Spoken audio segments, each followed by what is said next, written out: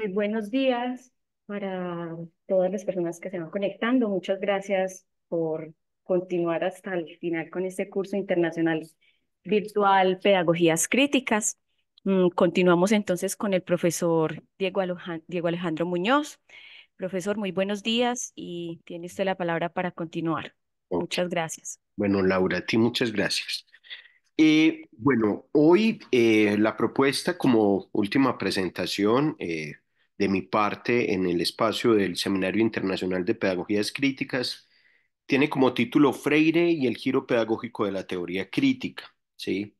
En este último encuentro intentaré, digamos, reivindicar nuevamente la importancia de Freire como un clásico para la teoría crítica, como un autor fundamental para entender temas de pedagogía crítica y, por supuesto, como un autor central para reconstruir el pensamiento pedagógico latinoamericano. La idea en este espacio es, digamos, siguiendo un método que voy a denominar de focalización.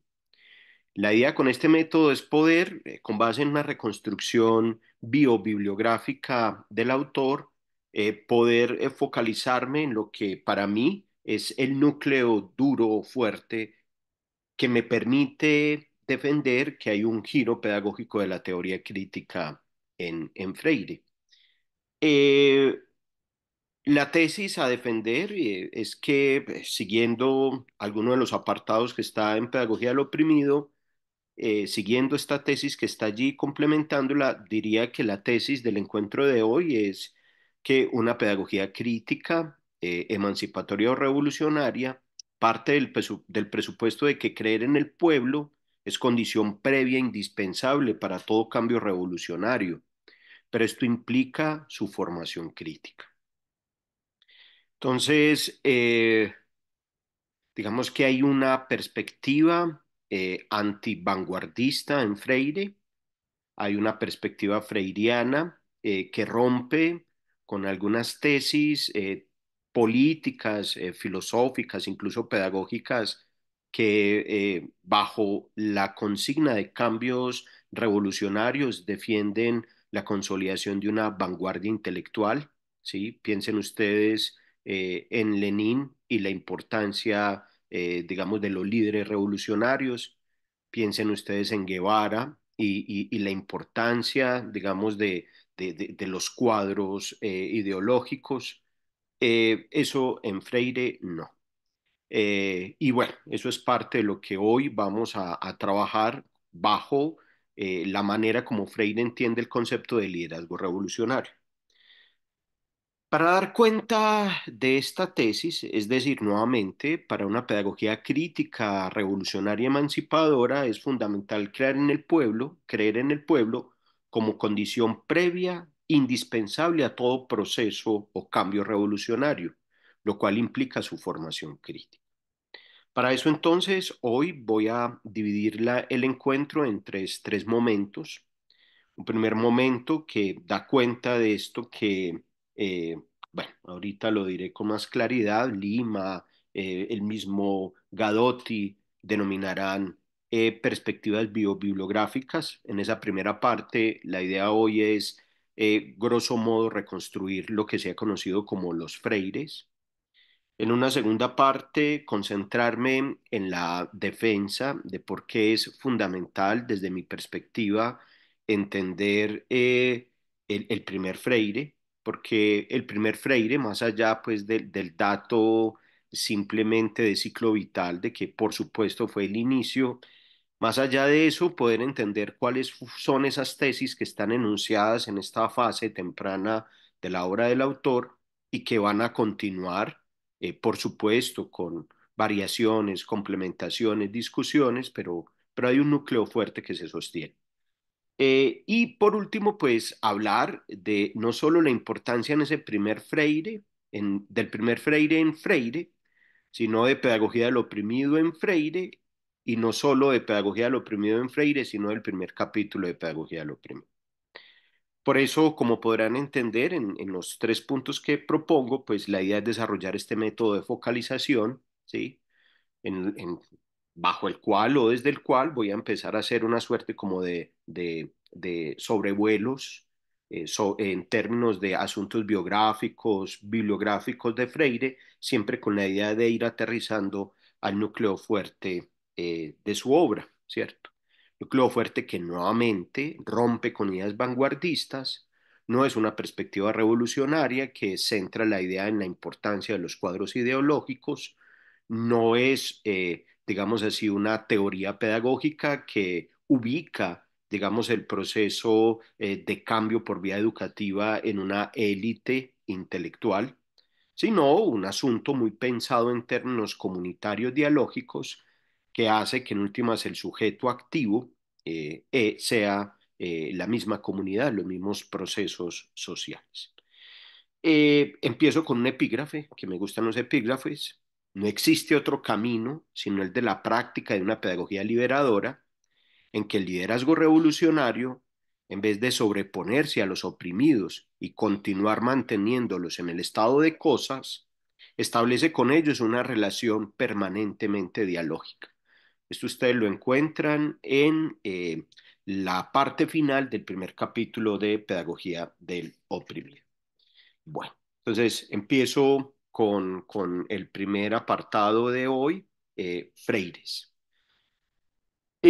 Bueno, hay reconstrucciones biográficas sobre Freire, pues, hay unas muy interesantes, hay unas incluso muy legitimadas por el mismo Freire, porque, digamos, fueron producidas por personas muy cercanas a él, como el profesor Gadotti, y en ese sentido hay un texto muy interesante del profesor Moacir Gadotti, titulado Paulo Freire, su vida y su obra. De la mano también del trabajo de Gadotti está este texto donde participan otros pensadores y pensadoras latinoamericanos, eh, titulado Paulo Freire, una biobibliografía, ¿cierto? Una biobibliografía. Ya aparece el concepto que más o menos estaría enunciado en este primer texto, pero ya aquí Gadotti, en la parte inicial, nos dirá que esto biobibliográfico hace parte de un método de reconstrucción hermenéutica.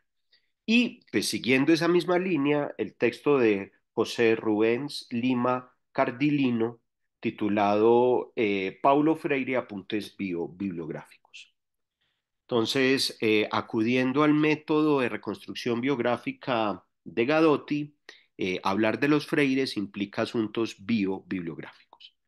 Pero además de textos como estos que reconstruyen eso que la profesora Puigros denominará en Freire como una obra que evidencia una militancia, además de esa militancia que se logra reconstruir en estos trabajos de reconstrucción biográfica del autor, pues Freire también tiene un texto muy interesante, aunque ustedes notarán que en su escritura los datos biográficos narrativos aparecen en sus textos como parte de uno de los textos allí en convergencia, ¿cierto? Las voces de los desarrapados del mundo, asuntos conceptuales, asuntos experienciales, asuntos biográficos.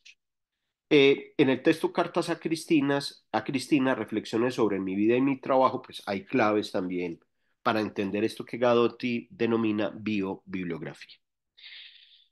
Eh, una de las formas que se han ensayado, y no solo, digamos, en el caso específico de este autor, sino en general, una de las maneras que se ha ensayado para historia intelectual, historia de las ideas, es entender que los autores y sus obras no aparecen con la misma versión en el despliegue de sus vidas y sus obras, ¿no? Que hay fases, hay momentos, ¿sí?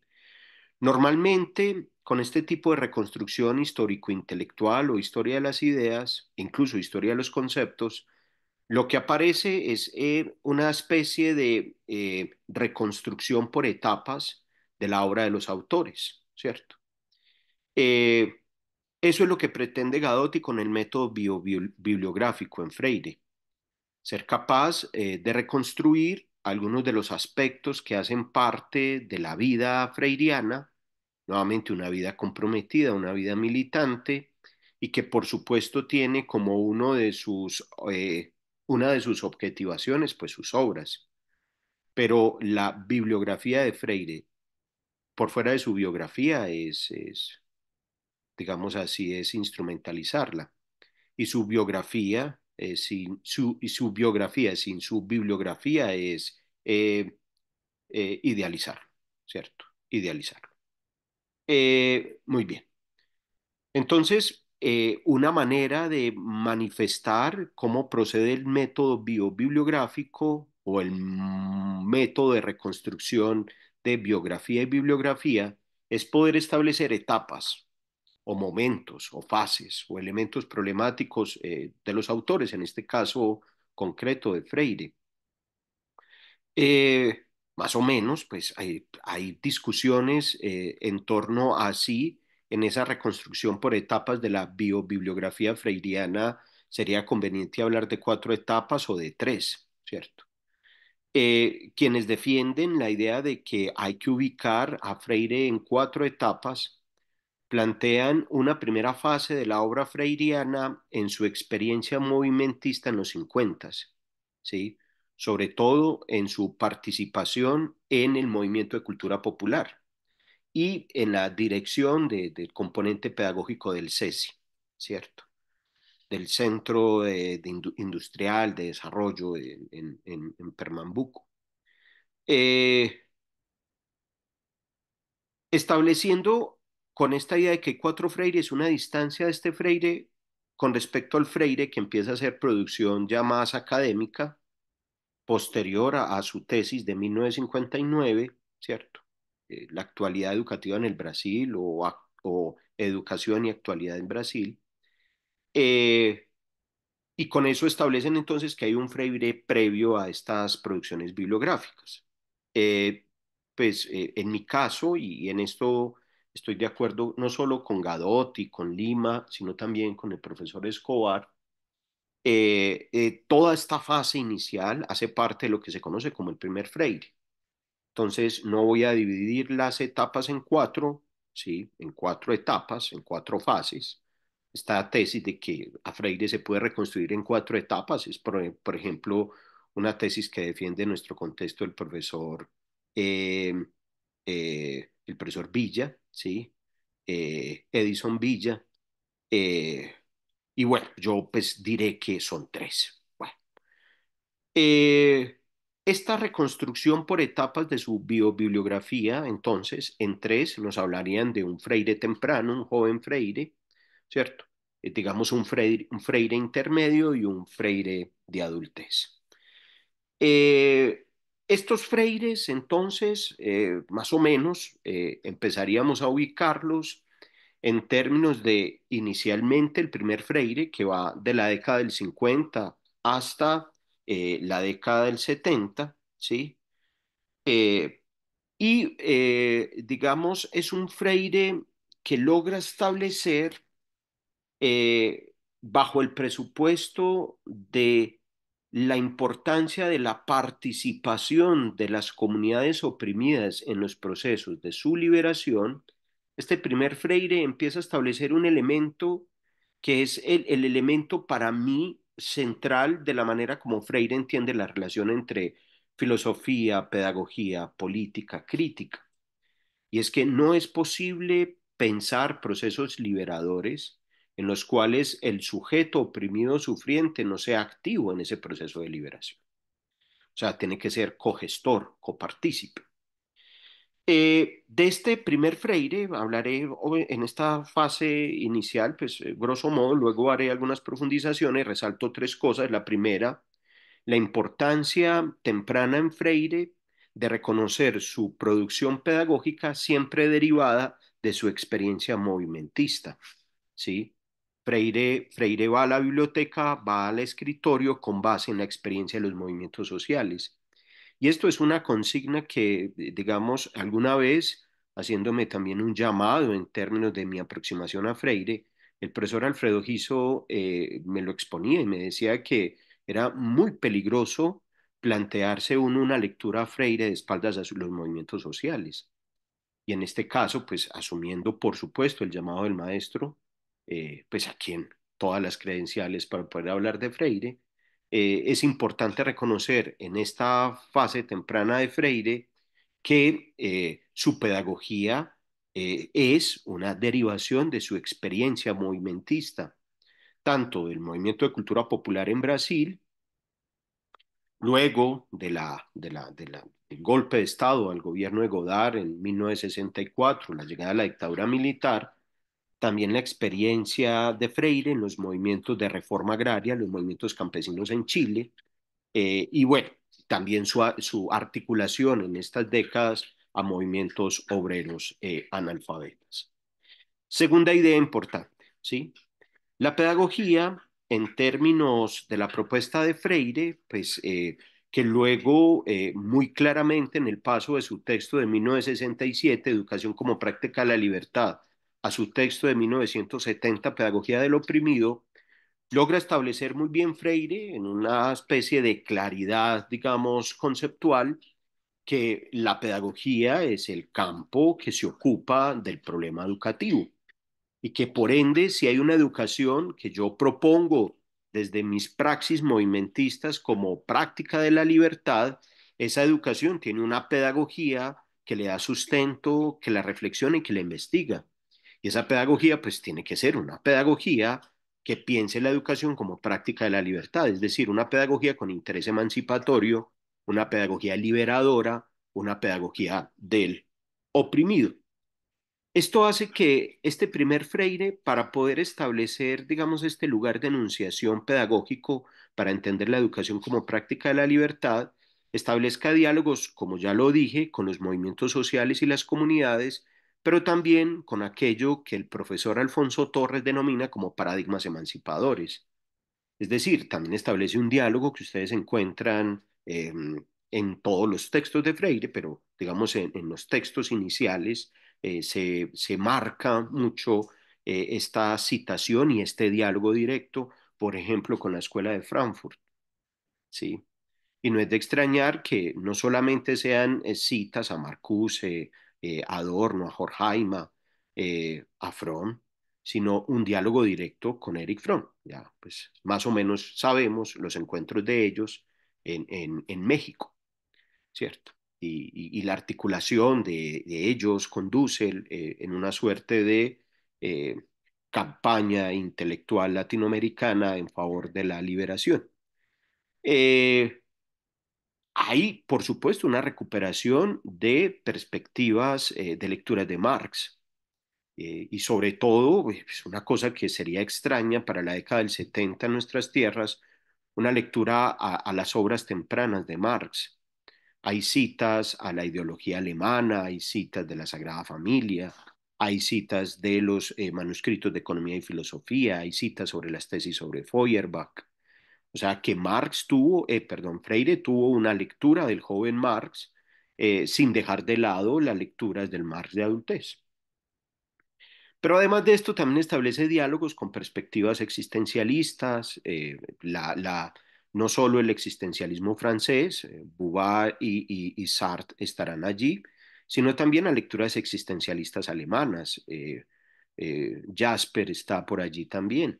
Hay un acercamiento, hay una lectura muy particular de Freire, sí, a tradiciones que sería más difícil traer hacia una perspectiva emancipadora, pero Freire lo hace como la fenomenología husserliana. Bueno, estos y muchos otros referentes, los referentes a Franz Fanon estarán también en primera línea, muestran que en esta fase temprana Freire, para poder establecer un sustento, digámoslo así, académico de las prácticas educativas libertarias, pues recurre a todo este elenco, a todo este ecosistema de paradigmas emancipadores. Eh, digamos, tercer elemento fundamental de esta primera fase, la manera como inicia Freire su acercamiento a lo que entiende como pedagogía crítica es como pedagogía del oprimido. Y esto ya, pues como lo hemos venido resaltando en algunos encuentros previos, eso muestra ya un compromiso, o sea, la pedagogía de la que Freire, digamos, a la pedagogía que Freire sustenta es una pedagogía comprometida con la liberación del oprimido. Eso es una pedagogía, sí, militante. Puigros creo que lo dirá muy bien. Pero que sea militante, es decir, que sea comprometida, ¿cierto? Con el oprimido, no es caer en perspectivas de una élite revolucionaria actuando como vanguardia en relación con las masas oprimidas, es decir, no es una pedagogía para el oprimido, es una pedagogía del oprimido. Y ese del incluye un método freiriano que Hernani María Fiori, el filósofo que también hizo parte de estos movimientos y también fue expulsado por la dictadura, el filósofo amigo de Freire que hace la presentación a pedagogía del oprimido, lo plantearía con mucha claridad, hablando del método, ¿cierto? El método fenomenológicamente implica una intencionalidad. Y esa intencionalidad que tiene Key Freire es que no es, o sea, no puede haber contradicción performativa. Yo no puedo plantear procesos de liberación comunitaria con prácticas dictatoriales, con métodos cosificantes. Bueno, eso lo resaltaremos ahora. De este primer Freire, pues entonces, tres textos que me parecen fundamentales para que quienes quieran incursionar en esta aproximación bibliográfica lo hagan, pues, bueno, son cuatro textos, por supuesto. El primero es su tesis doctoral, ¿cierto? La actualidad educativa en el Brasil, esa tesis doctoral no ha sido traducido al castellano, pero en portugués se consigue. Esa tesis es presentada en el 59. Freire realmente no adelantó estudios formales como para obtener el título de doctor en Filosofía y Ciencias de la Educación en la anterior Universidad de Recife, sino que con base en su experiencia, con base en sus obras y en la presentación de este texto, pues se le otorgó el título en 1959, uno de muchos otros títulos que luego tuvo como doctor en la perspectiva de honoris causa. El segundo texto es derivado de esta tesis del 59, el desarrollo, digamos, también de la experiencia de Freire en Chile, y es Educación como práctica de la libertad, el texto de 1967. El tercer texto, que para mí es el texto icónico no solo de la obra temprana, sino de toda la obra de Freire, es Pedagogía del oprimido, del 70. Y hay otro texto que, pues, digamos, en portugués es Educación y Mudanza, es Educación y Cambio. A veces se traduce al castellano como Educación y Cambio o Educación para el Cambio, pero también es un texto interesante de esta fase, también del 70, que ayuda a entender un poco la lectura de Freire. Nota al pie. Este texto es un texto escrito por Freire que tiene como elemento fundamental eh, dialogar con el naciente campo del trabajo social en Latinoamérica. De hecho, el profesor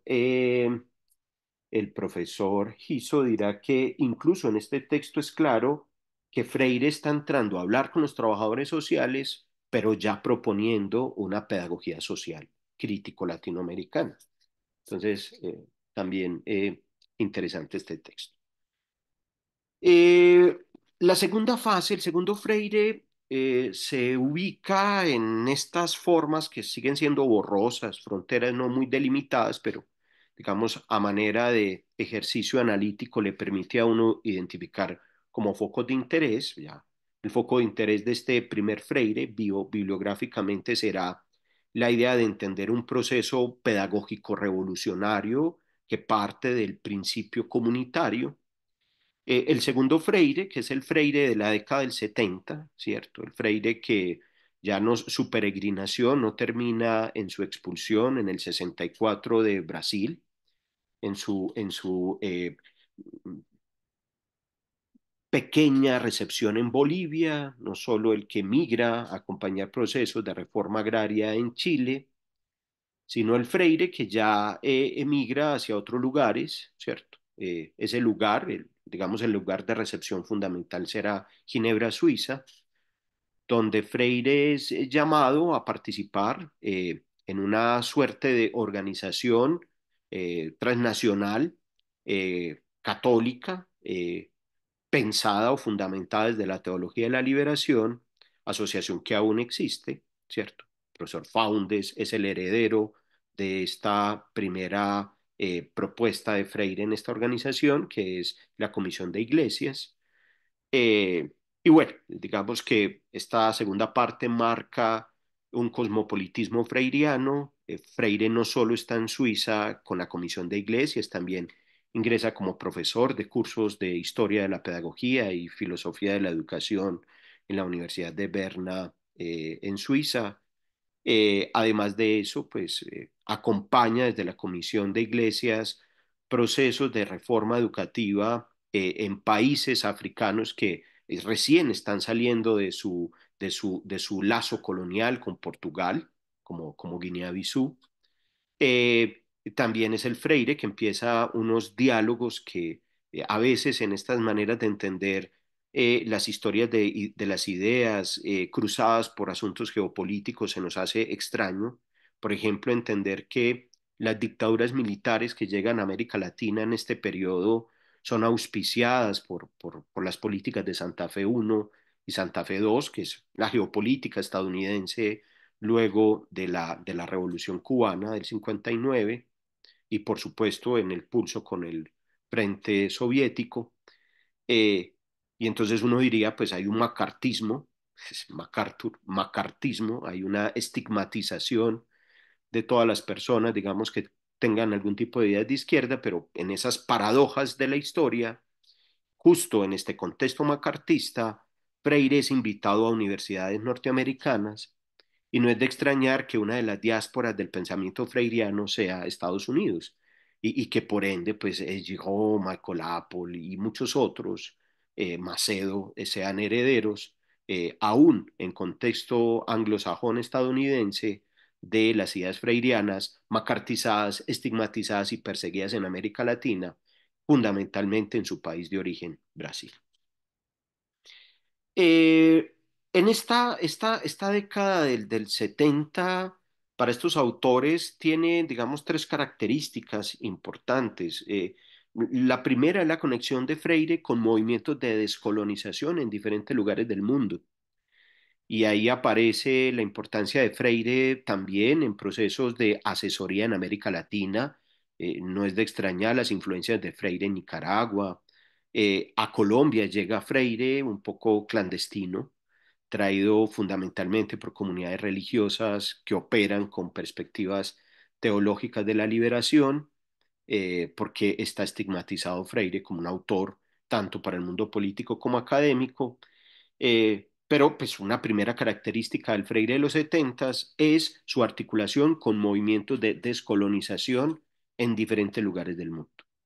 Eso establece unos diálogos, como el diálogo con Cabral, que será muy fructífero para el pensamiento freiriano, que va a permitirle entender que los problemas que había podido identificar en el nordeste de Brasil, en América Latina, también hacen parte de experiencias como la experiencia asiática, africana, europea y de América del Norte.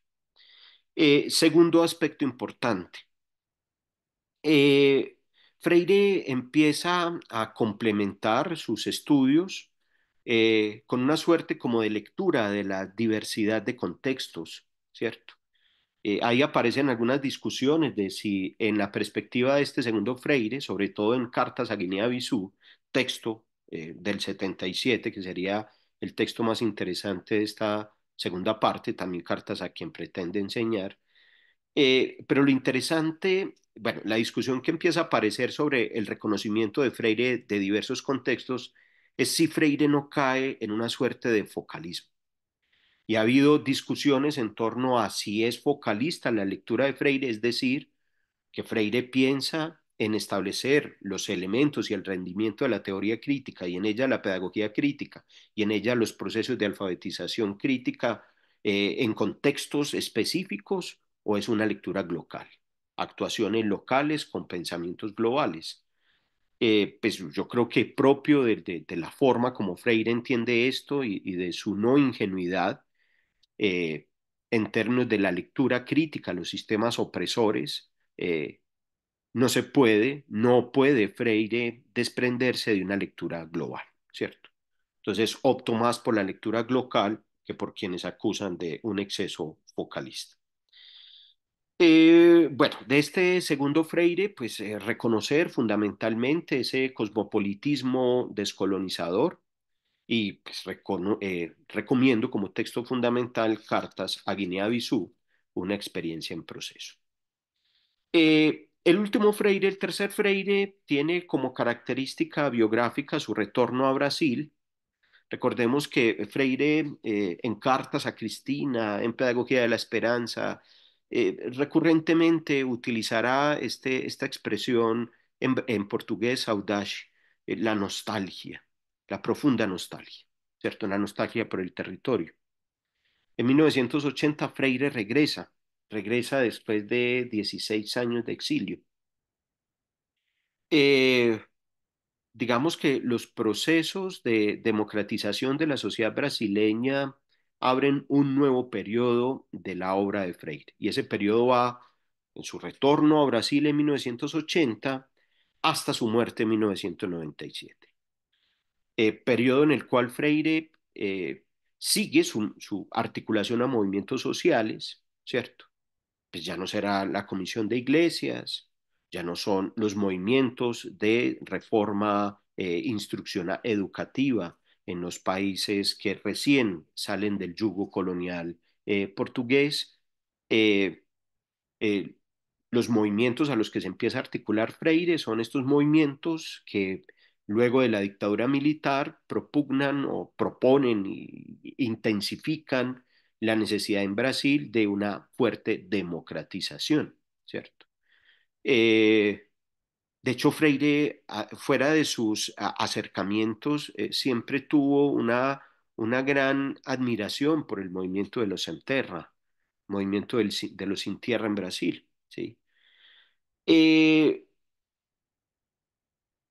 lo confuso de esta última etapa, no solo en el contexto brasileño, sino en todo el contexto de la experiencia de Reagan, de Thatcher, de Pinochet en América Latina, es lo extraño es el paso de dictaduras militares a procesos democratizantes que rápidamente caen o abren puertas a procesos de neoliberalización.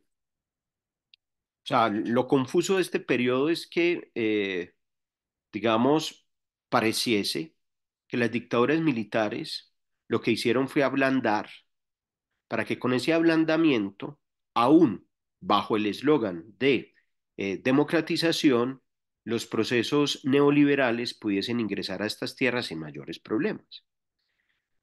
Y Freire empezará a establecer una cantidad de reflexiones. Él va a Chile, va a Argentina, y hay, incluso en YouTube todavía ustedes encuentran algunas de sus conferencias, sobre todo la conferencia en la UBA con la profesora, directora del Instituto de Filosofía, la esposa de Pichón Rivière. Rivière ya había muerto cuando Freire va, pero en estas conferencias y en estos textos que aparecen como a la sombra del árbol, ¿cierto? Eh, Freire empieza a hacer como una reflexión muy interesante y esa reflexión es que uno de los grandes riesgos de los procesos de democratización post dictaduras militares es que pareciese que bajo el manto de libertades el neoliberalismo funcionara como una sirena, ¿no? Una sirena. O sea, hay un canto de sirenas en esta fase final del siglo XX, incluso lo resaltará en este texto eh, titulado La naturaleza política de la educación, en la entrevista que le hace Macedo. Freire dice, uno de los grandes retos para finales del siglo XX es pensar una subjetividad crítica que no se deje amansar, que no se deje colonizar, por el grito de libertad neoliberal. Y es que, digamos, dos cosas sobre esto. La primera es que pensar en pedagogías del oprimido en contextos de dictadura militar parece tener una legitimidad propia de las formas evidentes del autoritarismo y de la falta de oportunidad política. Pero hablar de pedagogías que planteen la importancia formativa de auspiciar en los sufrientes y oprimidos procesos de liberación en contextos en donde la libertad aparece como el eslogan del marketing, se vuelve aún más confuso, porque es pasar de un fascismo de Estado a un fascismo de mercado. Y el problema del fascismo de mercado, volviendo a esas frases que a muchos les gustan, una frase rusoniana, y es, digamos, el problema del fascismo de Estado es que no hay mayor coacción que aquella que se encubre bajo el manto de libertad. Y eso es lo que empieza a ensayar, digamos, para Freire, esto que él denominará una ideología neoliberal, que también en algunos textos la anunciará y la denunciará como una ideología del inmovilismo y la desesperanza. Y es porque esta idea neoliberal parece deslegitimar toda lucha de liberación, en tanto, ¿para qué luchar por la liberación si la liberación ya hace parte de nuestras relaciones cotidianas? No hay botas militares, lo que hay es emprendedores y emprendedoras. Segundo aspecto, ¿cierto? El segundo aspecto es que esta perspectiva neoliberal, digamos, en una manera de entender el fin de la historia no como un telos, sino como ya un puerto seguro, empieza muchos autores, algunos más sofisticados que otros, pero más o menos empieza a circular esto, volviendo a la expresión de Freire, como una ideología inmovilista, una ideología del final de la historia, con el planteamiento de que esta sociedad neoliberal, esta fase neoliberal del desarrollo del sistema mundo capitalista, pues ya marca el momento al que toda la humanidad había aspirado y que digamos, proponer procesos educativo-políticos que intenten romper con los hechizos de este entorno, con esta jaula de hierro, pues es innecesario y además, digamos, eh, descontextualizado además. ¿Sí? Texto central, por supuesto, de esta última fase de la obra de Freire es su Pedagogía de la Esperanza, nuevamente, pues la historia dirá que este texto es un llamado que se le hace a Freire para reeditar a Pedagogía del Oprimido, y en esa reedición de Pedagogía del Oprimido, pues Freire empieza a profundizar una categoría que ya estaba en Pedagogía del Oprimido, esperanza, ¿cierto? Como optimismo crítico, y esa esperanza como optimismo crítico pues adquiere mayor relevancia en esta última fase de la obra de Freire, en los noventas, precisamente porque lo que necesitamos es volver a un principio de esperanza que nos permita aperturar el presente con la idea de que no hemos llegado a ningún fin, no hemos llegado a ningún puerto. Y por supuesto, la libertad no ha sido, ya no es, no es moneda de cambio, o sea, realmente no hay libertad. Y su subtítulo, pues, muestra claramente esto, ¿no? Un reencuentro con la pedagogía del oprimido, ¿cierto? Eh, Algunos dirán que hay una distancia abismal, muchas veces poniendo como centro la perspectiva de género que aparece ya conscientemente introducida en Freire en este texto, luego de que el feminismo norteamericano, después de leer Pedagogía del Oprimido, pues acusara la obra de tener un carácter machista. Eh, Inicialmente Freire dirá, pues las formas de escritura pertenecen a unas maneras de la gramática portuguesa, pero después dirá están totalmente de acuerdo y se suma a la idea de modificar ciertas maneras de enunciar al ser humano. Pero lo que planteo es que o sea, la pedagogía del oprimido y la pedagogía de la esperanza marcan un arco en el cual el compromiso de Freire con la emancipación del sufriente, partiendo de la autoactividad del sufriente y entendiendo que esa autoactividad es colectiva, es una constante de su obra, desde pedagogía del oprimido hacia pedagogía de la esperanza y luego de la indignación, de la tolerancia, etcétera, etcétera. Nota al pie, Freire no es que construya pedagogías a la carta, ¿cierto? La intención de Freire de nombrar, de adjetivar estas pedagogías, no es decir que son pedagogías distintas, no es creer pues que se está inventando una pedagogía que opera como si fuera una suerte como de recetario mágico. No, es adjetivaciones del problema pedagógico articulado a la emancipación o la liberación de los oprimidos. Eh,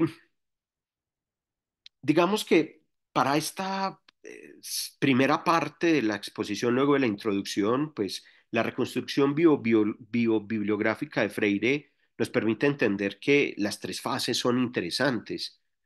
Sin embargo, eh, soy de la tesis de que si uno quiere comprender en qué consiste la propuesta de Freire,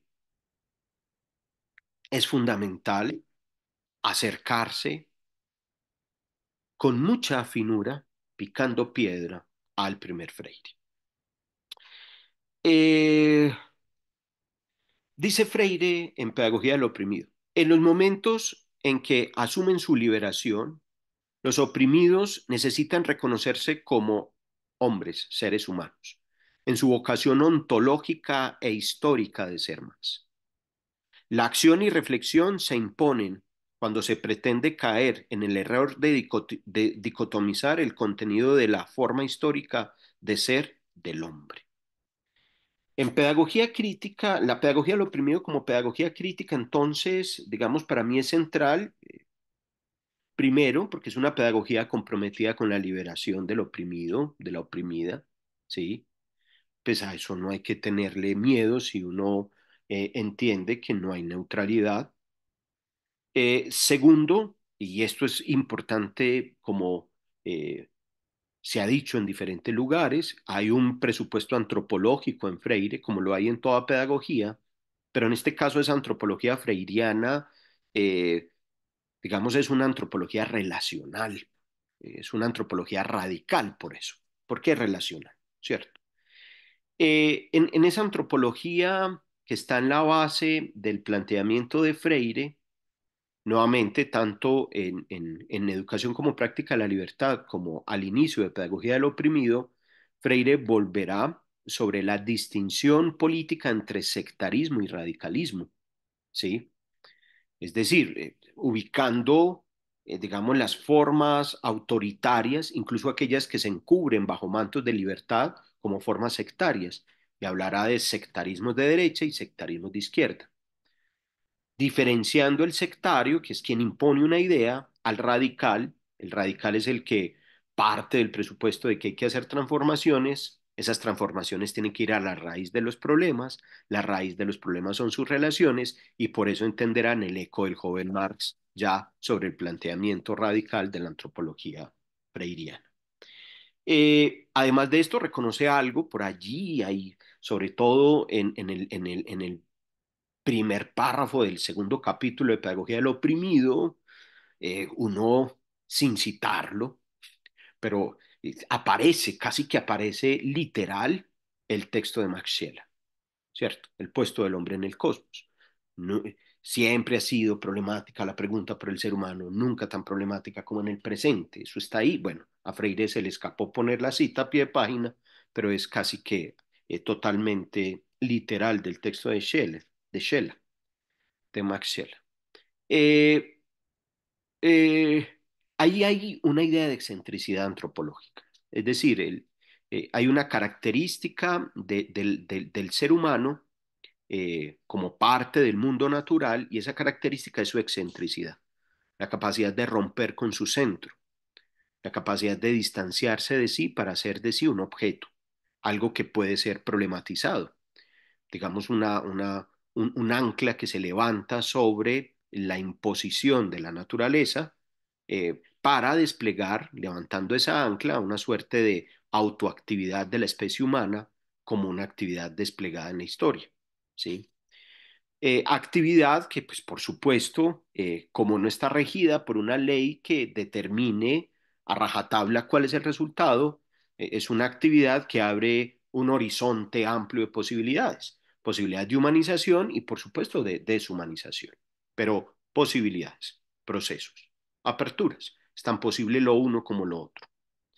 Y en ese sentido, pues el concepto de liberación es un concepto muy interesante porque, digamos, sigue defendiendo como presupuesto de todo ese proceso histórico de autoactividad de la especie humana, una suerte de defensa y de protección de la capacidad del humano en torno a la posibilidad de ir más allá de lo dado, de lo que hay. Estos presupuestos antropológicos ustedes los encuentran en un texto que acaban de editar en México sobre problemas, sobre el concepto de formación en algunos autores de la filosofía.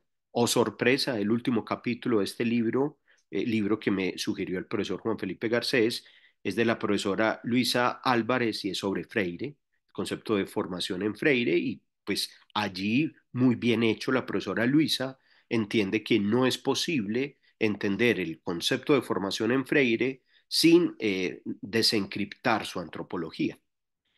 Está en los trabajos de Cohen, de Walter Cohen, que también tiene en ese texto de reconstrucción de la obra de Freire, también tiene un capítulo antropológico interesante y bueno, algunas de las cosas que con el profesor Andrés Klaus hemos hecho, a lo que hemos denominado antropología pedagógica radical. La centralidad entonces de este primer Freire es el de él, esa conexión entre pedagogía y oprimido bajo la perspectiva de él. Eso implica en el método diálogo, comunicación, perspectiva comunitaria y algo que va a ser muy importante del método de Freire en los diálogos que tiene con el situacionalismo francés, ese movimiento que aparece por allá en los 60 y entre muchos, uno de los que hizo parte fue Jean-Paul Sartre. Por eso hay una interesante manifestación del método de las situaciones en Sartre. Pues en Freire también está, y no es de extrañar que en el primer capítulo, para hablar de la opresión, Freire utilice la expresión situaciones de opresión. Ahí hay un guiño que si uno profundiza puede encontrar claramente en conexión con el método de los situacionalistas. Eh, la importancia de este primer Freire entonces está en la pedagogía del oprimido, ¿cierto? Ahí le recomiendo nuevamente volver a Hernani María Fiori y entender con Fiori la importancia de Freire, pues no confundiendo el método de Freire con un proceso de alfabetización, pues así como un proceso de seguir paso a paso estrategias de aprestamiento a la lectoescritura. No, ese no es el método es mucho más complejo, el método no es un conjunto de técnicas, no, el método es una intencionalidad y la intencionalidad freiriana es una liberación, digamos, comunitaria, ¿sí? Frases, nuevamente, eslóganes que a veces vemos circular por los pasillos como si fueran mantras, no tienen un efecto, no tienen una eficacia simbólica repitiéndolos, no, tienen una eficacia simbólica comprendiendo cómo se construyen. Nuevamente, no es un mantra. Nadie libera a nadie, nadie se libera solo, los seres humanos se liberan en colectivo mediados por su momento histórico. Eso no es para repetirlo de memoria, eso es entender eso qué implicaciones metodológicas y por ende ético-políticas tiene en el planteamiento de Freire, que es muy distinto a otros métodos que siguieron, por ejemplo, el presupuesto de Lenin en qué hacer, siguieron presupuestos pedagógico-políticos muy orientados a la idea de un líder intelectual.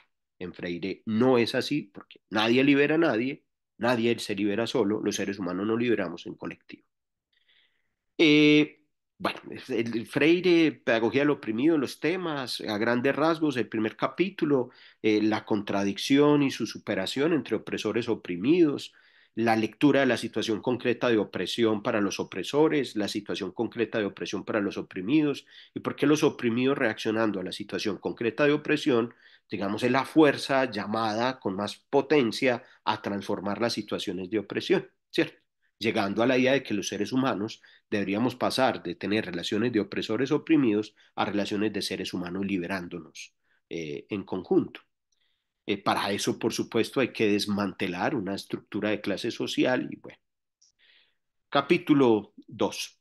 Toda la perspectiva del concepto de educación bancaria, que ya había atisbado en educación como práctica de la libertad, educación bancaria relacionada con las formas políticas opresoras, la propuesta de una educación como práctica de la libertad, aquí la denominará también problematizadora, una relación entre educación y libertad, muy desde la perspectiva de la liberación de los oprimidos.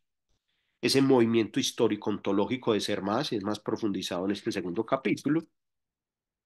En el tercer capítulo, la dialogicidad va a tener mayor fundamentación en la relación hombre-mundo, que es muy importante también para la manera como Freire entiende la relación subjetividad-objetividad. Eh, la propuesta investigativa, el tercer capítulo les muestra asuntos de la investigación de los temas generadores o investigación temática, que luego cuando dialoga con Falsborda y cuando empiezan ese proceso de alianza Falsborda-Freire, reconocen la coincidencia metodológica de la investigación temática de Freire con la investigación acción-participación Falsbordiana. Bueno, el tema de concienciación y el capítulo cuarto, muy importante para quienes profundizan en temas sobre el concepto de cultura, el concepto de acción cultural, la denuncia a la invasión cultural, el concepto de síntesis cultural. Bueno, eh, muy bien. Paso entonces a la tercera parte del encuentro de hoy y es por qué es importante el primer capítulo de Pedagogía del Oprimido, entendiendo que es muy importante la pedagogía del oprimido en el primer Freire y entendiendo que es muy importante el primer Freire en el grueso de la obra freiriana. ¿Sí? Eh, Freire en Pedagogía del Oprimido, primer capítulo, dice, es preciso convencerse de que el convencimiento de los oprimidos sobre el deber de luchar por su liberación no es una donación hecha por el liderazgo revolucionario, sino resultado de su concienciación. Dice además, si los líderes revolucionarios de todos los tiempos afirman la necesidad del convencimiento de las masas oprimidas para que acepten la lucha por la liberación, reconocen implícitamente el sentido pedagógico de esta lucha. Y por eso, ya en esta tercera parte, focalizando en el título que le quise dar al encuentro del día de hoy, encuentro que en el primer capítulo, sobre todo en las últimas páginas del primer capítulo, aparece lo que denuncio como el giro pedagógico de la teoría crítica en Freire bajo la problematización que hace el autor del concepto de liderazgo revolucionario. Y para eso, pues voy a resaltar algunas ideas. Pues, la primera es que, digamos, el liderazgo revolucionario en Freire no puede ser el liderazgo revolucionario de una élite. El liderazgo revolucionario implica una perspectiva comunitaria, ¿cierto? Mucho de esto es lo que vemos operando en movimientos como el movimiento zapatista, donde la comandancia es la comunidad y todos los otros son subcomandantes. Implica además este liderazgo revolucionario en Freire una revisión constante de la acción, ¿sí? Un estar siendo constante que es como eso que algunos autores llaman como la importancia de una lectura contrarrevolucionaria al interior de la revolución. Es como una lectura crítica del mismo proceso revolucionario, ¿cierto? Que implica necesariamente un diálogo constante con los otros y las otras, prácticas comunitarias de balance, ¿cierto? Digamos así, como de autocrítica del mismo proceso. Esto pone en jaque las formas clásicas del intelectual, ¿cierto? Que básicamente intenta blindarse como poseedor del saber. Esto pone en jaque la idea del intelectual revolucionario como aquel que posee el saber revolucionario y más bien, muy en sincronía también con tesis gramscianas, la idea aquí es entender que el saber revolucionario se construye comunitariamente y que los poseedores son todos y todas que están en esas relaciones comunitarias que suman a estos procesos de transformación. Fundamental para esto, reconocernos como oprimidos. O sea, esto es fundamental. O sea, digamos, no solo el reconocimiento del sujeto oprimido como un sujeto externo, ¿cierto? como alguien, digamos, que está padeciendo algo externamente, sino todos nosotros poder reconocer nuestras situaciones de opresión y de allí poder derivar la manifestación de la opresión en nosotros. Y ahí hay una suerte, digamos, de empatía que permite, bajo la idea de desalojar al opresor, bajo la perspectiva de superar las situaciones de opresión, pues generar un vínculo transformador. Implica además este liderazgo revolucionario, pues superar las conciencias intransitivas, ¿cierto? Que van desde la autodesvalorización del oprimido, ¿cierto? Esa idea de no considerarse como sujeto potente, ¿cierto? Hasta la perspectiva de romper con ciertas ideas que creen que solo es posible un cambio, si es un cambio definitivo, un cambio total, como algo así, como lo dirá Freire, como algo así como esperar a que sea una dinámica de la historia, como si la historia no fuera lo que hacemos en ella, la que cambia el mundo. Entonces son conciencias intransitivas o transitivas ingenuas que habría que transformar. Otro elemento importante es el concepto de praxis. Concepto de praxis que Freire pues asumirá y lo mismo que Gramsci, Freire reconocerá también su obra como una pedagogía y una filosofía de la praxis. Nuevamente, pues no es solo acción-reflexión, es acción-reflexión en la perspectiva de la transformación de las situaciones de opresión, ¿cierto? O sea, es una praxis revolucionaria, es nuevamente las tesis sobre Feuerbach. Es una acción cultural para la liberación, ¿cierto? No es una acción cultural para el sometimiento, para la reproducción, son procesos de cambio cultural, es una revolución cultural, ¿sí? Que está en la base de la idea de que los sujetos se reconozcan bajo la dignidad del estar siendo. Importante, no se puede apelar a acciones de liberación utilizando procedimientos empleados para la dominación. Y en esto Freire, pues incluso llevará esto a algunas posturas que para algunos autores son extremas, como el hecho de negarse totalmente a vías armadas como praxis revolucionarias. Freire, como ustedes entenderán, pues también tiene un capítulo en lo que se conoce como pedagogías de la paz, y la postura freiriana frente a esto es que, pues, digamos, la lucha armada en términos del cambio revolucionario introduce elementos de la opresión que reproducen situaciones de opresión que contradicen ética y políticamente los procedimientos más básicos de la propuesta freiriana. Por eso el liderazgo revolucionario pues, no puede ser una propaganda liberadora, no. El liderazgo revolucionario implica esta construcción colectiva, ¿cierto? Y bueno, voy a terminar esto antes de abrir paso para que conversemos, leyendo dos párrafos de esta parte final del texto de Freire, de Pedagogía del Oprimido, primer capítulo, dice Freire, es necesario que el liderazgo revolucionario descubra esta obviedad, que su convencimiento sobre la necesidad de luchar, que constituye una dimensión indispensable del saber revolucionario, en caso de ser auténtico, no le fue donado por nadie. Alcanza este conocimiento, que no es algo estático o susceptible de ser transformado en contenidos que depositar en los otros, por un acto total de reflexión y de acción. Fue su inserción lúcida en la realidad, en la situación histórica, la que lo condujo a la crítica de esta misma situación y al ímpetu por transformarla. Así también es necesario que los oprimidos, que no se comprometen en la lucha sin estar convencidos y, al no comprometerse, eliminan las condiciones básicas a ella, lleguen a este convencimiento como sujetos, no como objetos. Es necesario también que se inserten críticamente en la situación en que se encuentran y por la cual están marcados. Y esto no lo hace la propaganda. Este convencimiento sin el cual no es posible la lucha es indispensable para el liderazgo revolucionario que se constituye a partir de él y lo es también para los oprimidos. A menos que se pretenda realizar una transformación para ellos y no con ellos, única forma en que nos parece verdadera esta transformación. Al hacer estas consideraciones, no intentamos sino defender el carácter eminentemente pedagógico de la revolución.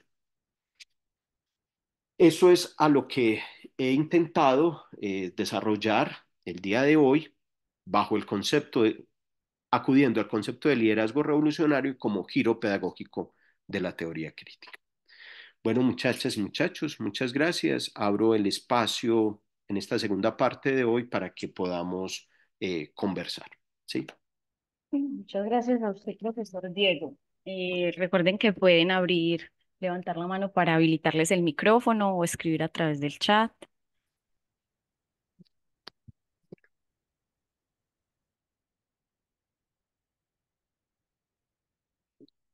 Preguntas, comentarios.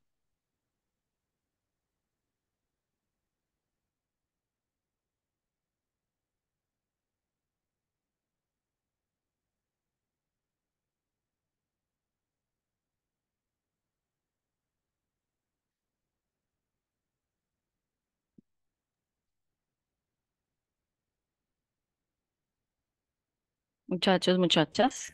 Joana, puedes abrir si quieres también la cámara.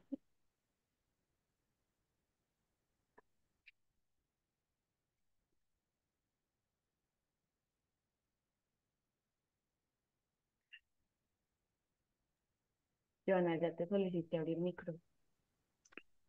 Hola, profe. Hola. Hola. 10. No puedo abrir la cámara en este momento, pero entonces sí tenía un par de preguntas. Sí, yo. Bueno, la primera es que cuando mencionas pues como estas frases de Freire que pareciera que se hicieran mantras y se utilizan mucho pues eh, en los procesos universitarios, en los procesos sociales, mm, como que había estado pensando si de alguna forma eh, como las maneras que hemos utilizado para trabajar en procesos de educación popular y etcétera, si son freirianas o no lo son. Ujú, Voy a poner un ejemplo. Estas iniciativas de pre-ICFES, preuniversitarios populares y etcétera. Entonces, bueno, y esto lo ligo un poco porque he estado como estudiando el currículo desde Jimeno Sacristán en relación con la emancipación. sí. Quiero escribir algo al respecto más adelantico, profe, yo creo, profe Diego, creo que le escribiré a Ok, pedir su orientación. Pero claro, yo. entonces, mm, como que no sé si la conexión que voy a hacer es precisa, Mm, pero bueno, desde Jimeno Sacristán, como que estas propuestas curriculares o lo que dice él es que los profesionales de la educación, pues no debemos simplemente generar un currículo y ponerlo allá, sino lo que debemos hacer es como ser una especie de orientadores, como organizar, viabilizar los contenidos que las propias comunidades surjan de acuerdo a sus necesidades para establecer propuestas curriculares. Y entonces ujú, lo que suele pasar en los procesos es que eh, se junta una especie pues de grupo académico que pues que viene de la academia y etcétera y genera una propuesta y esa es la que va y pone ujú, bajo la idea de la educación popular. Entonces me preguntaba si en realidad esto sí es freiriano o ahí se está recayendo como en una contradicción y debería hacerse de una forma distinta. ujú, Y la segunda pregunta, también la vengo pensando desde el Congreso allá en la UCO, pero no nos dieron tiempo para muchas preguntas. sí. Eh, entonces voy a aprovechar y es, cuando hemos hablado de formación, incluso usted lo mencionaba y también lo mencionaba el profe Alexander, hablábamos como de la autogestión, como de la autoacción del sujeto, ¿sí? Mm, Entonces, de entrada, pues podríamos pensar que la formación pues es como un proceso individual de los sujetos en su devenir y etcétera, etcétera. Entonces yo me preguntaba, esta formación, ¿cómo se liga a lo colectivo? O sea, si siempre hablamos de que es como esa formación ocurre en el proceso de vida de las personas, de acuerdo a la experiencia, bueno, que cada quien como que está constantemente en ese proceso, cómo esa formación lo podemos entender en clave de lo comunitario, o sea, cómo Mm, cada persona agenciando su vida y su autoactividad contribuye a algo colectivo y no se queda solo como en lo individual. ujú. Ok, Sería Joana. eso, pues. Ok, bueno, Joana, entonces voy a empezar con el primero. A ver, Joana, eh, digamos, esto no para decir como si esto fuera un tribunal y tuviésemos aquí, no sé, una navaja, no sé si la de Ockham, pero alguna navaja para decir si sí o si no, pero la reflexión que dejo es la siguiente, vean. Nosotros, si uno nombra alguna frase como las que he nombrado, nadie educa a nadie, nadie se educa solo, los seres humanos no se educan, nadie libera a nadie, nadie se libera. Si ustedes, muchos de ustedes pueden decir, ah, sí, eso es Freire, pero si a renglón seguido nos hacemos la pregunta de, nos hemos acercado a la lectura de Pedagogía del Oprimido, yo creo que la mayoría dirán no, ¿cierto? Y no solo, en extenso, digamos, para la comunidad en la vida cotidiana, sino también incluso para aquellos que muchas veces se comprometen con procesos de educación popular, ¿sí? Eh, la pregunta para quienes, o sea, es una pregunta que se suma como una exigencia mayor es, si yo estoy trabajando procesos de educación popular, y si en los procesos de educación popular incluso cito cosas, se han desarrollado en esos procesos elementos que están en Freire y nunca se negarán, no siendo los únicos, pero elementos académicos, intelectuales, que yo no puedo obviar, porque, digamos, exonerarme de la lectura de Freire es debilitar mis fuerzas para hablar de educación popular, automarginarme de una aproximación académica por decir que, no sé, cosas que se me pueden venir a la cabeza como que leer es imperial, leer y hablar de un autor es parte del colonialismo intelectual. Quizás por eso más bien a lo que estamos acudiendo no es a debilitarnos, digamos, quitándonos la posibilidad de acceder a herramientas que pueden hacer más potentes nuestras prácticas. Eso como reflexión en general. Entonces, Joana, la pregunta para quien trabaja con educación popular es, lo que se trabaja como educación popular, además de la experiencia, además de un compromiso, además de una sensibilidad, ha introducido también herramientas intelectuales, incluso de los autores que están en la base de lo que uno propone, trabaja. Cuando yo hablo que voy a hacer un taller de educación popular, yo soy capaz de reconstruir cómo ahí aparecen temas como mediaciones pedagógicas, cómo aparecen temas relacionados con pedagogía del oprimido, cómo aparecen temas relacionados con el curricularismo crítico, en fin, tengo eso. Si no tengo eso, pues digamos que es como sacar herramientas de mi caja de herramientas. Y creo que es perjudicial, ¿cierto? No le quita, antes le pone la posibilidad de no quedarse en la frase, no exonerarse de algún tipo de exigencia intelectual con otro eslogan que es muy peligroso y es que es una práctica colonial, ¿no? La lectura y la escritura es tan importante para cualquier proceso humano que incluso un autor como Freire es capaz, bajo la idea de atender a la lectura y escritura del mundo, de leer y escribir textos que son los que estamos leyendo.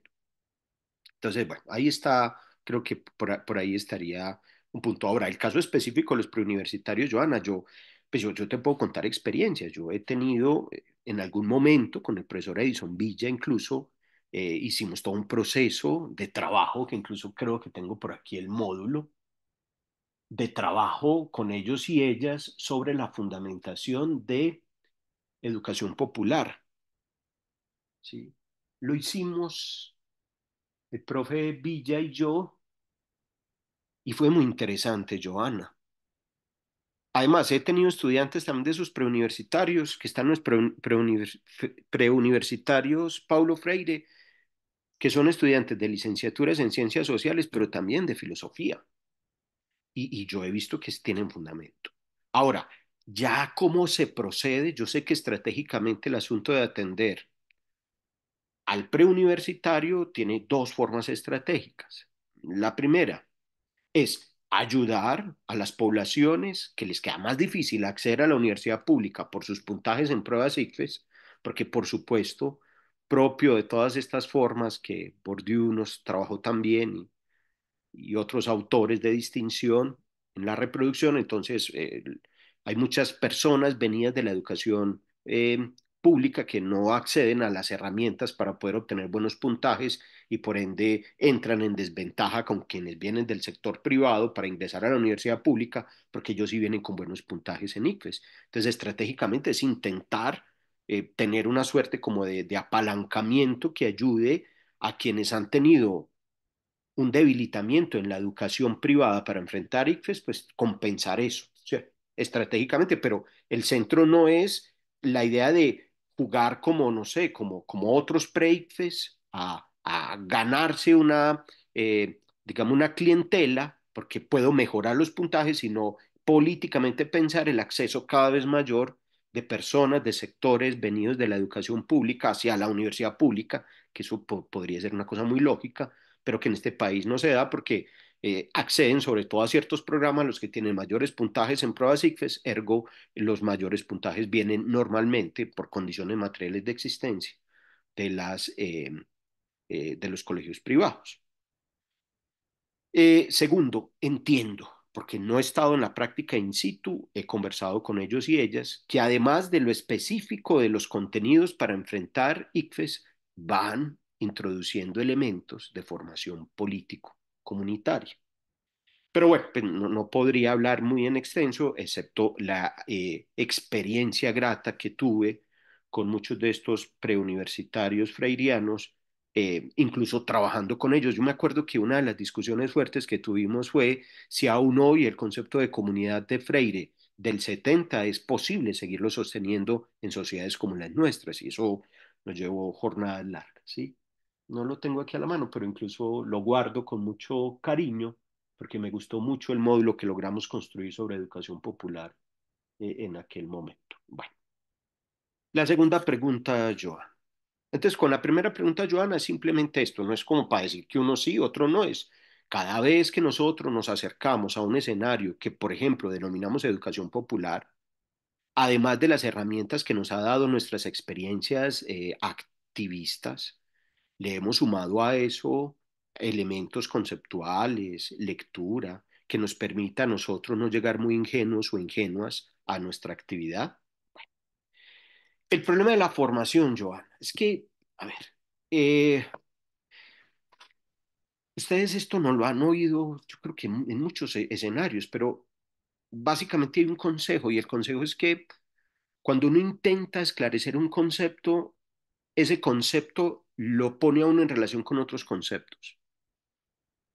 Y el concepto de formación sí que lo pone uno en relación con una constelación de conceptos. Pero para tu pregunta concreta, Joana, el concepto de formación implica necesariamente acercarnos a otros conceptos y ver cómo los emparentamos con el de formación, conceptos como el de subjetividad, conceptos como el de sujeto, conceptos como el de objetividad, conceptos como el de comunidad, ¿cierto? Porque dependiendo de cómo relacionemos formación con esta constelación de conceptos, cuando nosotros ubicamos la formación con el prefijo auto, autoformación, ¿cierto? Selbstbildung, podría acarrear, dependiendo de lo que yo entiendo por sujeto y, por ejemplo, por comunidad, la falsa idea de que por Selbstbildung, por autoformación, estamos apelando a un individualismo. ¿Sí? Sí, yo tengo un concepto de sujeto y un concepto de comunidad que me permite entender que no hay una sociedad de individuos, que no es una sumatoria de individualidades, sino que lo que hay es un continuum relacional donde uno pone más el acento en las formas más exteriores de la relación y entonces uno lo ve como más objetivado societal o comunitariamente, y que uno ve los efectos de esa relación como más interiorizado, y por eso uno se puede ir en ese continuum a buscar cosas que generan una suerte como de configuración de sí, de subjetividad, pero uno entiende que hay un continuum que es la relación. Si uno parte de ese presupuesto, hablar de formación como autoactividad no es hablar de individualismo. El ser humano solo se puede formar en comunidad. Y cuando se forma en términos de generar en sí el ser genérico. Eso quiere decir hacer de sí un ser comunitario o un ser social. Entonces no son dicotómicas, no, son, no están rotas, están en una continuidad, ¿cierto? El individuo no está por fuera de la sociedad y la sociedad no puede estar por fuera del individuo. Lo que pasa es que necesitamos un concepto que nos lo articule y ese concepto son las relaciones. En ese sentido, en la base de lo que, pues lo hablo ya en términos míos, cuando yo hablo de Bildung y cuando en términos del concepto de Bildung intento establecer la idea de una autoformación, esa autoformación no es individualismo, no es una mónada, ¿no es cierto? No es como una cosa aparte, sino que es la manifestación de las relaciones que nos constituyen en mi experiencia particular, en mi biografía, ¿cierto? Pero por supuesto, volviendo a expresiones que nos permiten entender este continuum entre sujeto y comunidad, pues soy yo sí en mis relaciones, soy yo sí en mis situaciones. Sin relaciones y sin situaciones no está este yo, ¿sí? Entonces, Joana, con esto lo que estoy queriendo decir es que uno, con ejercicios de reflexión para llegar al concepto de formación como este, uno puede tomar distancia de formas que lo lleven a uno a creer que solo hay una formación comunitaria colectiva porque todos estamos juntos, porque eso nos puede llevar peligrosamente a una idea de masa, pero también peligrosamente creer que solo es posible una autoformación porque he construido un mito del yo, ¿cierto? No, porque ese es el individualismo producido por una sociedad civil burguesa, de la cual, pues, al menos desde estos discursos nos estaríamos apartando. Y, y ya bueno, en el texto que les recomiendo del primer capítulo de Pedagogía del Oprimido, de hecho, Freire en este texto intenta resolver ese problema, Joana, de la falsa dicotomía entre individuo y sociedad, volviendo a Marx, ¿cierto? Volviendo a Marx. Volviendo a Marx para establecer como relaciones conceptuales, no caer en el subjetivismo. El problema del subjetivismo es nuevamente ese individuo aislado, ni caer en el objetivismo, de creer que hay como una especie como de macrofísica que nos domina, sino vincular lo subjetivo con lo objetivo, ¿sí? Y eso, en el primer capítulo de Freire, volviendo a Marx, aparece crítica al subjetivismo, praxis, teoría histórica.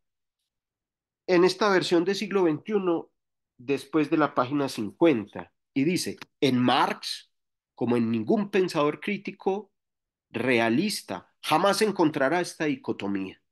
Lo que Marx criticó y científicamente destruyó no fue la subjetividad, sino el subjetivismo, el psicologicismo.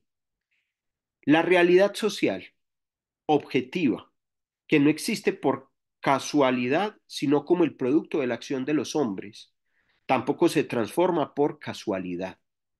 Si los hombres son los productores de esta realidad y si ésta, en la inversión de la praxis, se vuelve sobre ellas y los condiciona, transformar la realidad opresora es tarea histórica, es tarea de los hombres. Al ser opresora la realidad implica la existencia de los que oprimen y de los que son oprimidos. Estos a quienes cabe realmente luchar por su liberación, y la desarrolla en 2 páginas más. Más adelante vuelve y dice, este es el caso de un reconocimiento de carácter. Bueno, en fin, 2 páginas más. Listo. 2 páginas más para romper, Joana, para conectar con su pregunta sobre la formación, para romper en la constelación que estamos proponiendo de acercarnos al concepto de Bildung, un exceso de subjetivismo o psicologicismo y un exceso de objetivismo. Eh, ay, pero también está en este texto. Es que, qué pena, por eso terminé rápido para poder hablar más en el diálogo. Eh, en este texto de naturaleza política de la educación, la última parte, la entrevista de Macedo a Freire, tiene como título Revisión de la pedagogía crítica. Y en una de las preguntas, le hace esta pregunta a Macedo, Joana. Mira, has hablado de la relación entre la subjetividad y la política en la educación. ¿Podrías desarrollar este tema un poco más? Y dice Freire, estas cuestiones relativas a las subjetividades son similares a aquellas referidas a la teoría y la práctica y a la existencia en general. Estas son cuestiones que a través del tiempo se acercan a la reflexión filosófica. De algún modo, estas cuestiones funcionan en términos de cómo se concibe el efecto de la conciencia sobre la objetividad. Existe la posibilidad de caer en un idealismo que podría ser pre-hegeliano o hegeliano, puesto que dispone del poder para crear la objetividad. También se puede caer en una concepción antagonista, en la cual la subjetividad solo sería una pura abstracción, una copia de la objetividad, es decir, en lo que se refiere a estas preocupaciones idealistas. Marx da un gran salto, pero creo que muchos de los que portan el estandarte marxista se adscriben a explicaciones puramente mecanicistas, dependiendo de un fatalismo que yo a veces humorísticamente denomino fatalismo liberador. Es una liberación entregada a la historia.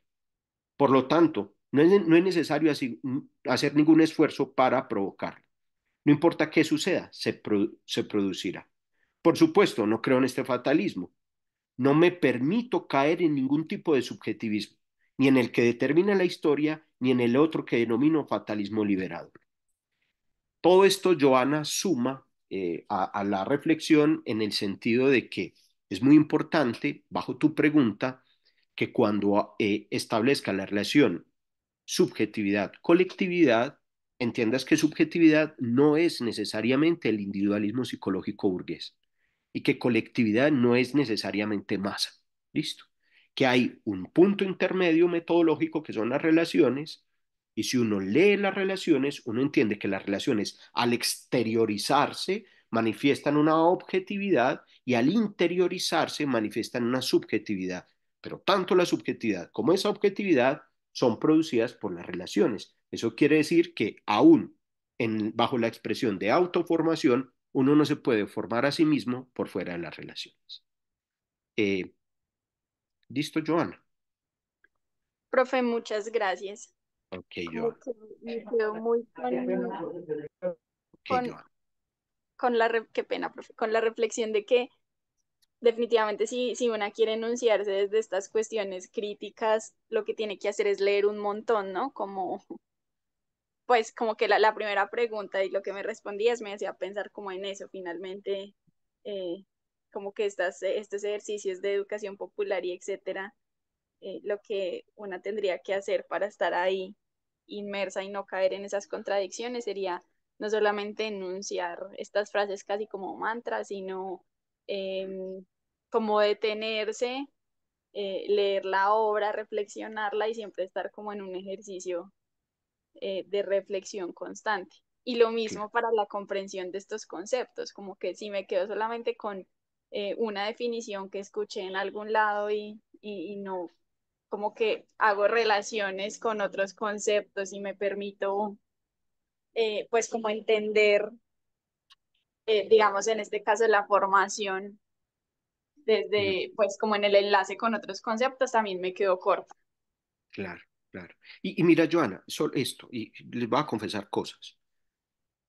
Además, porque cuando ustedes se acercan a quienes combaten estas ideas, se dan cuenta que la mayoría de quienes combaten estas ideas sí leen las ideas que combaten.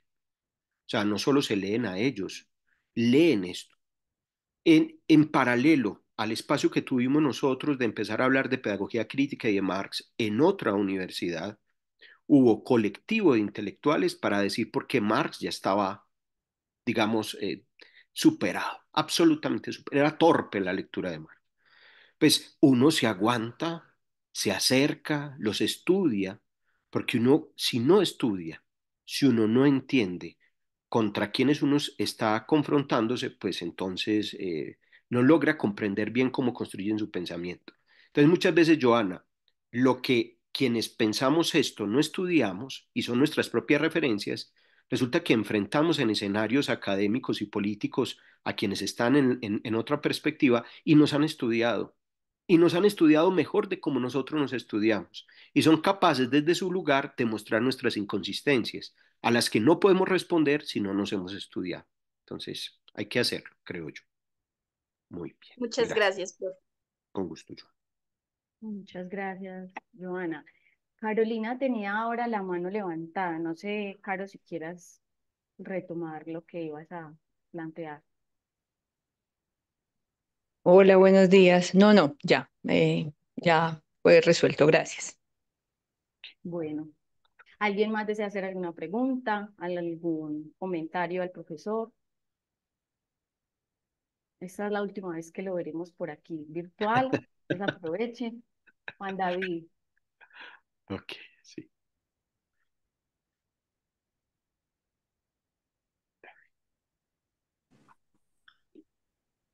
Ahí estamos. Sí. ¿Qué tal, Diego? ¿Cómo estás? ¿Qué más, Juan? Bien. Bien, bien. Bueno, man. Eh, Dos cositas muy Ujú. puntuales. Dale. Una mencionaste en algún momento una relación entre Freire y Dussel. O Sí. si te agradecería si me amplías esa referencia que no tenía Ujú. idea de ella y me resulta Sí. muy provocadora. Y Ujú. la otra es más una inquietud general, o sea, pues que es propiamente con el uso de la expresión teoría crítica Ujú. para hablar de Freire. Ujú. Eh, a veces me queda la pregunta de por qué, o sea, pues no sé si es, a ver, porque la tradición de la teoría crítica, si la entendemos pues desde los fundamentos frankfurtianos, ella misma no se sabe a sí misma, ella no se sabe a sí misma, perdón, como praxis, ¿sí? La Ujú. teoría crítica se reconoce como teoría y se mantiene en ese lugar. Sí. Claramente no es teoría tradicional, siempre es teoría que prepara las condiciones para la praxis, Ujú. pero ella reconoce su lugar fronterizo, no pretende ser praxis en ningún momento. Sí. Eh, Eso no es, pues lo digo sin ninguna valoración, no digo que esté bien, que esté mal, o sea, ese es como el lugar que ellos se dan.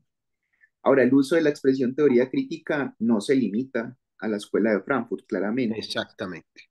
Eso es. pero, Ujú. pero la pregunta que yo me hago es, eh, ¿por qué insistir en la etiqueta? Es Ujú. decir, en cierto sentido me parece mucho más potente eh, reivindicar otras, por ejemplo, una pedagogía del oprimido o una pedagogía marxista en general. Ujú. Incluso me parece más potente hablar de pedagogía marxista o pedagogía para la praxis, o sea, una pedagogía que ya desde su concepción misma es praxis. Es decir, es una pedagogía que no se hace en el momento en que Freire está escribiendo el libro. La pedagogía del oprimido se hace con el oprimido, no, o sea, así como el docente no le entrega la pedagogía del oprimido al oprimido, Ujú. Freire tampoco nos entrega la pedagogía del oprimido en el libro que lleva este título. Es decir, casi que este trabajo teórico sería eh, instalar las coordenadas bajo las cuales es posible una pedagogía del oprimido, que no sería sino aquella que se hace en la praxis con el Claro. oprimido. Ujú. En ese sentido, pienso que me parece más potente pensar una pedagogía marxista o una pedagogía de la praxis, así como también hemos pensado en una filosofía de la praxis propiamente. Pienso en Gramsci o en Adolfo Sánchez Vázquez, que ese es el problema propiamente. Me parece más eh, justo con estos intentos emancipadores ubicarlo de este lado que de la tradición de la teoría crítica. O sea, yo sé que la teoría crítica pues tiene cierto nombre, es también una tradición y que a veces es muy provocativo. Yo mismo pues eh, he, he pasado mucho por ahí.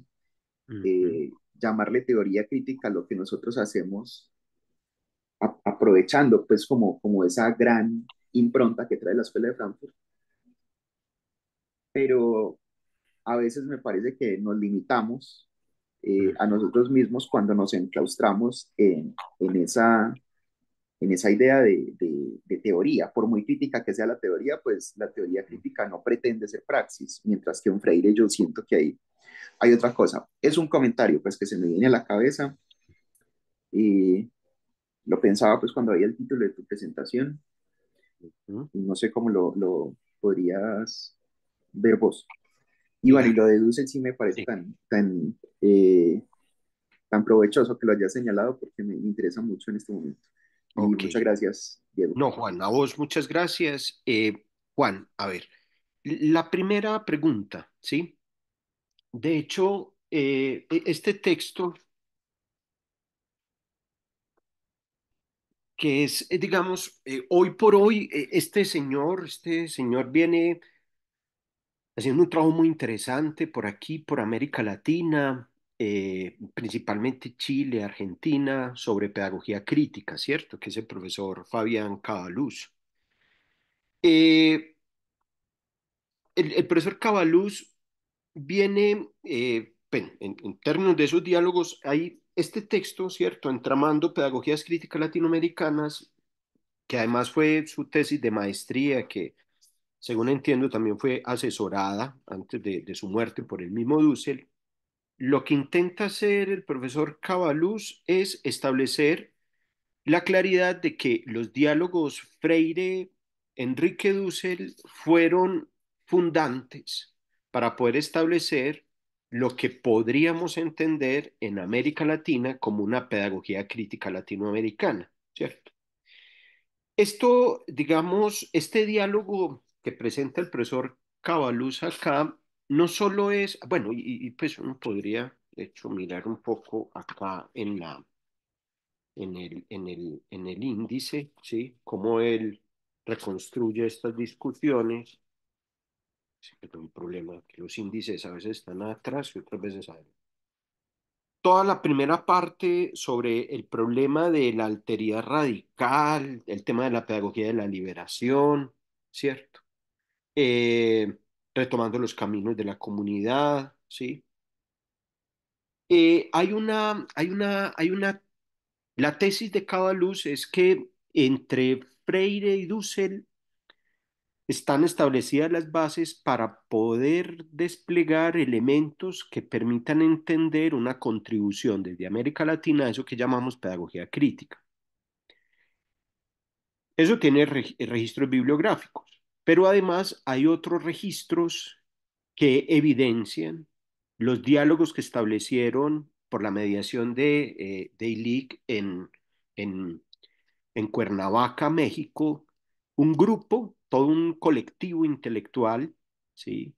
Que empezaron un ejercicio en torno a la reflexión sobre los procesos de liberación en América Latina y cómo, digamos, como estas nacientes ciencias que rápidamente empezarían a anunciarse como ciencias de la liberación, eh, empezaban como a asumir esta perspectiva, digamos, de vincularse a estos procesos de transformación. En ese espacio, no solo Freire dialoga con Fromm, ¿cierto? Que me acuerdo, Juan, que en algún curso lo trabajaste, sino que además en ese espacio también hubo encuentro con Enrique Dussel, ¿sí? O sea que el registro de poder, digamos, reconstruir cómo Dussel impacta a Freire y Freire impacta a Dussel, un texto que ya podría dar pistas más de lo que yo puedo exponer aquí es este texto de Cabaluz, ¿sí? Y además de eso, hay un ejercicio que aparece, pero no lo tengo aquí, que es un ejercicio como de reconstrucción del colectivo que se generó en Cuernavaca, México, en torno a estos problemas relacionados con la liberación latinoamericana. Y ahí aparecen los diálogos Freire-Dussel, pero no tengo aquí el texto, Juan. Si me escribes, sí, te lo referencio. Por ahora este sí, ¿cierto? El de Caballos. Eh, bueno, segunda pregunta, Juan. Eh, bueno, a ver, aquí varias cosas. A ver, la primera. Lo que pasa es que eso son cosas de... Esto que presento hoy, la primera versión de esto fue el último capítulo de mi tesis doctoral, ¿cierto? Eh, en ese último capítulo de mi tesis doctoral intenté hace ya, pucha, hace 6 años más, intenté hacer algo, Juan, que fue una suerte como de falsear mi propia tesis, ¿sí? O sea, mi tesis doctoral tiene como presupuesto encontrar que en la obra de Freire hay elementos para una antropología filosófica y una antropología pedagógica crítico latinoamericana. Más o menos en eso me dediqué en los 4 primeros capítulos. Pero en el quinto capítulo yo lo que hice fue un ejercicio como de falsear mi propia tesis. Y al falsear mi propia tesis, en ese último capítulo planteé que la importancia de Freire no era solo bajo la idea de fundamentar una perspectiva crítico latinoamericana, sino que la contribución de Freire es una contribución para, digamos, el conjunto, digamos, de la construcción de conocimiento crítico. En ese momento, ¿cierto? Por muchos de los lugares en donde estaba, pues la manera como nombré en extenso todo ese compendio de pensamiento crítico al cual Freire contribuyó, y no solo en lo in situ del pensamiento latinoamericano, lo enuncié como teoría crítica. Entonces, por eso el último capítulo de mi tesis doctoral tiene como título El giro pedagógico de la teoría crítica en Paulo Freire. Después de eso hay un texto que está a punto de salir por allí en un libro en donde estoy también con la profesora Laura, donde vuelvo a retomar este tema. Y no más ayer que estaba releyendo el texto, eh, bueno, digamos que volví a caer sobre la idea de teoría crítica, ¿sí?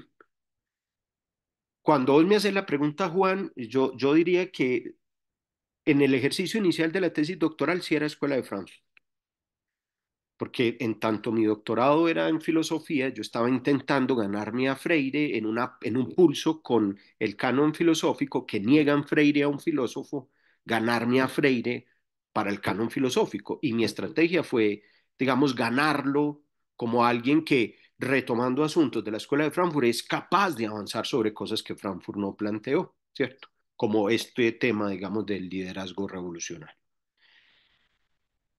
A ojos del presente, yo diría que estoy de acuerdo con vos, pues sería más potente plantear en Freire una pedagogía de la praxis, por eso empecé diciendo algo de que Freire se reconoce más en términos de sus formas de enunciarse como filósofo y pedagogo de la praxis, y creo que coincido con vos en que sería más potente hoy, más allá de los límites que tuve en la tesis y más allá de lo que aún repercute en mí cuando vuelvo a Freire esa tesis escrita ya hace mucho rato, hoy yo creo que sería más pertinente ganarlo para eso que vos denominás una pedagogía de la praxis, ¿no es cierto? Eh, en el diálogo de Fromm con Freire, Fromm le devuelve a Freire, y eso está en Pedagogía de la Esperanza, en las primeras páginas, cuando Fromm habla con Freire, Fromm le diagnostica a Freire, ¿cierto? Y lo ubica. Yo qué hice Pedagogía de la Esperanza. Espérate. Vamos a ver si llego a ella rápidamente. Sí. Fromm diagnostica la obra de Freire y la ubica en un punto y dice que eh, eh, esa perspectiva de Freire es algo así como un psicoanálisis colectivo, ¿cierto? Y lo plantea Fromm en esa perspectiva diciendo que una de las claridades que tiene la obra freiriana es que la obra freiriana sí busca desplegar acciones tendientes a la transformación, ¿cierto? si me permiten, yo creo que no me demoro mucho en llegar a ello. Eh, eh, sí, pronto. Dice, al recordar no, está la sesión, está aquí, tan. Traducción, tan. En una sala, participantes del grupo, bueno, no tan, aquí, al recordar ahora aquella sesión eh, tan parecida a tantas otras en que participé, al recordar cómo los educandos se defendían en el análisis, en la lectura de la codificación de la foto, procurando ocultar la verdad, vuelvo a oír lo que meses antes había oído de Eric Fromm en Cuernavaca, en México. Una práctica educativa así, me dijo en el primer encuentro que tuvimos por mediación de Iván Illich y que le hablé de cómo pensaba y hacía la educación, es una especie de psicoanálisis histórico, sociocultural y político. Sus palabras eran pertinentes, eran confirmadas por la afirmación de uno de los educandos con los que los demás concordaban. Y bueno, y está hablando de que la gente no reconoce en Estados Unidos los procesos, digamos, de empobrecimiento de la sociedad norteamericana. Eh, pero sí, ahí hay algo que es más praxis si nos queremos salir un poco de la idea de lo contrafáctico de la teoría crítica, ¿sí? Pero bueno, Juan, hasta ahí puedo reaccionar porque ya me toca no solo volver al último capítulo donde intento falsear mi tesis, sino falsear el último capítulo donde falseo la tesis y necesito tiempo para eso, Juan. Pero me lo motivas. Muchas gracias. Muchas gracias, profesor Juan David. Bueno, ¿alguien más?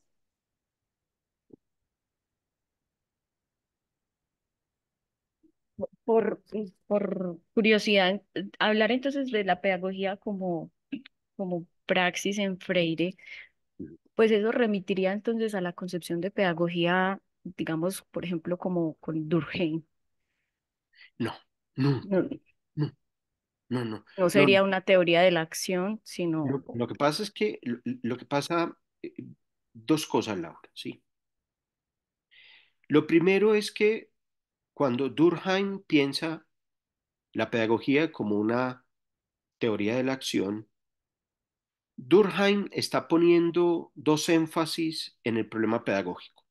Y ahí disiento el profesor Alexander cuando dice que pensar una fundamentación epistemológica para que alguien defienda que el maestro es pedagogo porque se ocupa de la enseñanza, eso iría a Durkheim. Eso no disiento de esa postura por lo siguiente. Primera condición. Cuando Durkheim habla del campo de la pedagogía, el campo de la pedagogía para Durkheim no lo producen los maestros y las maestras. Pero los maestros y las maestras están in situ, están ahí actuando. Tampoco lo produce el científico de la educación, que es el que se distancia para, a partir de métodos de investigación objetivantes, ¿cierto? Con el método sociológico, hacer una posición distanciada. El lugar metafísico de la pedagogía en Durkheim es que los que se ocupan de la pedagogía son los que reflexionan, los que pueden levantar una teoría que puede ser tan teórica como Juan Bautista de la Salle en el texto de las guías cristianas, como puede ser Rousseau en el Emilio, ¿sí? Como pueden ser los textos de Pestalozzi. Tres citas que aparecen en los textos de Durkheim hablando de qué sería teoría, esa teoría práctica. Característica, ellos no son los maestros en acción, pero reflexionan, pero tampoco son los científicos en el sentido positivista. Entonces, digamos, ahora, ¿por qué implica acción? Porque todos nombran máximas. Establecen un deber de lo que debe hacerse, más allá de si lo hacen o más allá de si lo han investigado objetivamente. Pero derivan máximas, ¿sí? Derivan fines, pero los derivan desde su reflexión, que puede ser de corte teológica, que puede ser de corte biográfica o que puede ser, digamos, de corte filosófica, ¿sí? Pero no son los maestros. Y no es lo que está planteando Freire, porque Durkheim no entiende la praxis como la entienden estos autores que vienen de línea Marx, ¿cierto? Pues primero y fundamental, porque Durkheim sí piensa en una división intelectual donde hay una élite intelectual que son los científicos, ¿cierto? Luego La relación con la práctica efectiva es la que hace el científico recomendando qué hacer al práctico. Una forma un poco brumosa es cuando el teórico especulativo le dice al práctico qué hay que hacer a partir de lo que él moralmente cree que debe ser. Pero en ninguno de estos casos está la idea de praxis, que busca un asunto como de reconciliación del ser humano con sus propias fuerzas, tendientes a transformar las situaciones que, por ejemplo, han engendrado una división social del trabajo en donde yo no aparezco como un sujeto intelectual. Eso en Durkheim no está. No, no. Sí. Entonces, bueno, ahí hay unas distancias. Okay. Muchas gracias, sí, era importante como para mí aclarar, porque claro, solo por la denominación uno tiende a creer que implican construcciones de pedagogía análogas y no, ¿cierto? Hay unas diferenciaciones importantes. Muchas gracias, profesor Diego. Muchas gracias Gracias. a las personas que se conectaron y que se quedaron hasta el final. Nos quedan 2 sesiones de este curso, de este seminario internacional virtual. Entonces nos vemos la próxima semana. Y profesor Diego, mil gracias por haber aceptado ser pues, uno de los profesores titulares de este curso. Muchas gracias. No, Esperemos que el otro semestre o el siguiente o el segundo semestre del próximo año, pues también podamos nuevamente contar con uno de estos cursos en otra temática. Muchas gracias. claro, Feliz claro, Laura. día. Muchas gracias por la invitación. Ah, Caro quiere decir algo. Bueno, Caro. No, pero deja que termine el profe Diego y ya les Sí, digo. no, no, ya. Simplemente darle las gracias a todas y todos por haber aceptado la invitación, a Laura por haberme hecho la invitación. Mil gracias, Laura. Y por supuesto, pues lo voy a decir como lo dicen los jóvenes, me las oye. Muchas gracias. Bueno, gracias a usted, profe. Carolina. Bueno, acerca que tenemos la grabación aquí, porfis.